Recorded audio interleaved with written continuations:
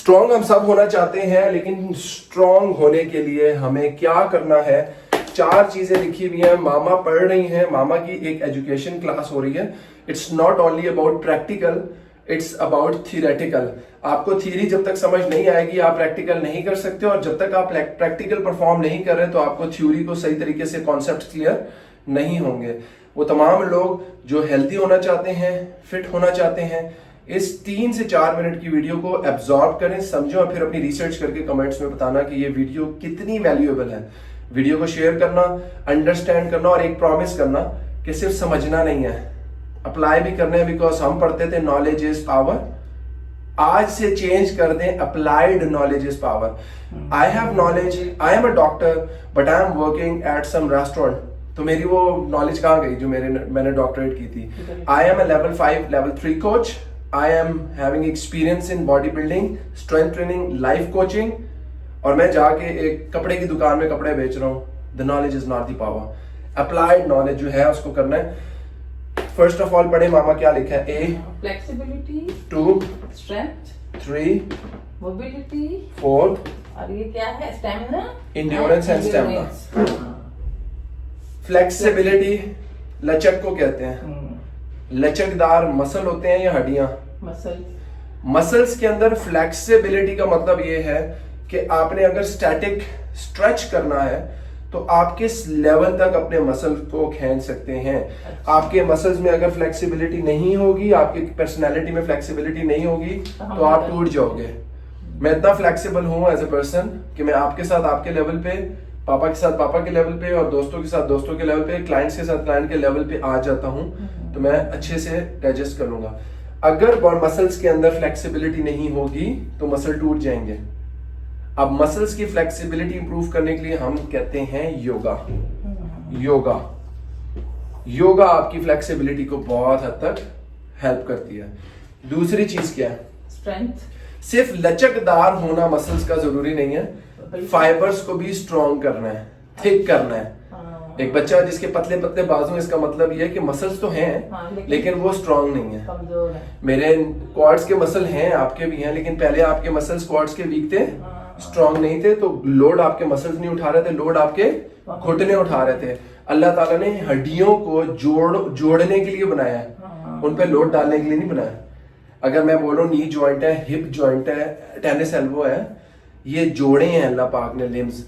मेरी बॉडी के साथ नीचे से टांगे जुड़ी हैं, हाथ मेरी बॉडी के साथ, टॉर्सो, वेट उठाने के लिए मसल्स हैं, जोड़ने के लिए जॉइंट्स। अब मुझे बताएं, स्ट्रेंथ अगर आपने मसल्स की बढ़ानी है तो कैसे होगा?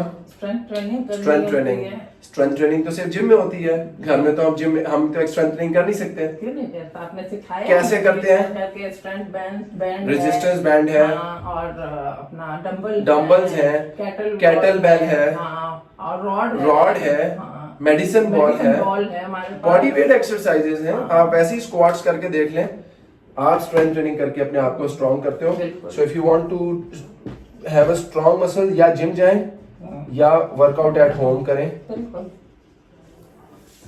थर्ड चीज मोबिलिटी। मोबिलिटी क्या होती है? मोबिलिटी मसल्स में होती है या बोन्स में होती है? जॉइंट्स में होती है। जॉइंट्स में होती है। मोबाइल का मतलब ये है कि आप, एक चीज आपने पढ़ी थी स्टैटिक स्ट्रेच, एक पढ़ा था डायनामिक स्ट्रेच। ये जो स्टैटिक स्ट्रेच है, ये रोक के, ये आपकी फ्लेक्सिबिलिटी बोल रहा था, लेकिन जो डायनामिक स्ट्रेच है वो मेरी फ्लेक्सिबिलिटी बताती है। डायनामिक का मतलब है मूवमेंट वाले, स्टैटिक का मतलब है रुके वाले। अगर मैं ये कर रहा हूं तो ये मेरी फ्लेक्सिबिलिटी है, मुझे घुटने बंद नहीं करने पड़ रहे, मैं अपने पंजों को नीचे से पकड़ के सर को पीछे ला रहा हूं, ये मेरी फ्लेक्सिबिलिटी है। लेकिन अगर मैं ऐसे करके पूरा बैठ रहा हूं और ऐसे करके पूरा उठ रहा हूं, ये डायनामिक है, ये डायनामिक है, ये मेरे नीज की मोबिलिटी है। ये देखिए मैं ऐसे कर रहा हूँ, मैं ऐसे कर रहा हूँ, ये मोबिलिटी में आता है क्योंकि ये जॉइंट्स हैं, मसल्स तो हैं ही, लेकिन ये मेरे जॉइंट्स हैं। अब आप ऐसे कर रही हैं, आप ऐसे कर रही हैं, आप ऐसे कर रही हैं, ये मोबिलिटी है। यानी जिस्म के हिस्सों को हिलाना। आपके जिस्म के हिस्से जोड़ से जोड़ कैसे जुड़ा है? हाँ। जॉइंट से, मोरे से मोरा जुड़ा हुआ है, हाँ। जॉइंट से जॉइंट। ये जो जॉइंट्स की है मोबिलिटी होती है, हाँ, अभी समझ जिसके लिए आपने अपनी डायनेमिक मूवमेंट बेहतर करनी है। देयर वाज अ टाइम आप कुर्सी पे बैठती थी, मोबिलिटी भी कॉम्प्रोमाइज थी, फ्लेक्सिबिलिटी भी कॉम्प्रोमाइज थी, स्ट्रेंथ भी कॉम्प्रोमाइज था, और ये स्टेमिना क्या है? स्टेमिना। इन्हीं सारी चीजों की रिपीटिशन मैं आपको यानी बोलता जब था। हम ये सब कुछ कर लेते हैं तो स्टेमिना आ जाता है। हाँ, अगर इनमें से कोई भी एक चीज नहीं करेंगे तो आप फिट नहीं हो सकती। हाँ। स्टेमिना क्या है? आप वॉक करती थी पहले, कितनी देर करती थी? बहुत थोड़ी सी करके थक जाती थी, सांस फूलता था। हाँ। अब फूल रहा है नहीं, शुक्र अल्हम्दुलिल्लाह। क्योंकि आपने रेप्स बढ़ा दी है। पहले मैं आपसे 10 मिनट्स रेप्स में करता था, फिर 20 मिनट्स रेप हुआ, फिर 30 मिनट्स हुआ, उस दिन 50 मिनट्स हुआ, फिर 1 आवर हुआ, फिर 1.5 घंटा हुआ। स्क्वाट्स पहले 10 करती थी कुर्सी पे बैठ के, हाँ, फिर 50 किए कुर्सी पे बैठ के, बिल्कुल। फिर मैनुअली 5 करवाए, फिर कुर्सी को धक्का दे के 10 किए, फिर 3 सेट्स थे तो 4 हुए, 4 थे तो 6 हुए, 6 हुए तो 8 हुए, अब हम 10 कर रहे हैं। ये यानी स्टेमिना। सफर यहाँ से शुरू होके यहाँ पे सफर यहाँ से शुरू होके यहाँ पे, या यहाँ से शुरू होके यहाँ पे। अगर आप योगा नहीं करते, आपके मसल में फ्लेक्सिबिलिटी नहीं, आप फिट नहीं हो। आप स्ट्रेंथ ट्रेनिंग नहीं करते, फिट नहीं हो। मैंने बहुत से योगियों को देखा है, पतले पतले होते हैं, इतने फ्लेक्सिबल होते हैं, लेकिन उनकी स्ट्रेंथ नहीं होती। तो वो अक्सर कंप्लेन ये कर रहे होते हैं कि भाई ये 20 किलो का डंबल तो मैं नहीं उठा सकता, मैं तो योगी हूँ, मुझसे ब्रीदिंग करवा लो 5 मिनट की, होल्ड करवा लो मुझसे, रनिंग करवा लो, लेकिन मैं स्ट्रेंथ में काम नहीं कर सकता। मोबिलिटी नहीं होगी, बूढ़े हो जाओगे, स्टेमिना नहीं होगा तो घर के काम भी नहीं कर बड़े रह सकोगे। जाएंगे। हम इन सबको बोलते हैं कंपोनेंट्स ऑफ फिटनेस। सो आप में से वो तमाम लोग जो फिट होना चाहते हैं, बताएं इनके अलावा और कौन से कंपोनेंट्स हैं? Balance, static, dynamic, agility, power, उसके अलावा बॉडी कॉम्पोजिशन, उसके अलावा नीचे मेंशन करें, गूगल पे जाके लिखें फिटनेस कंपोनेंट्स। कभी कोई बोलेगा 12 है, कोई बोलेगा 5 है। सब पे काम करने के लिए you have to practice from the scratch. बिल्कुल। फिट होने के लिए ये बात बताइए, हेल्दी होने के लिए आपने अपनी स्लीप को, अपनी डाइट को और उसके साथ साथ अपने स्ट्रेस मैनेजमेंट को, रोजमर्रा के कामों को कैसे सेट करना है, मैं नेक्स्ट वीडियो में बताऊंगा।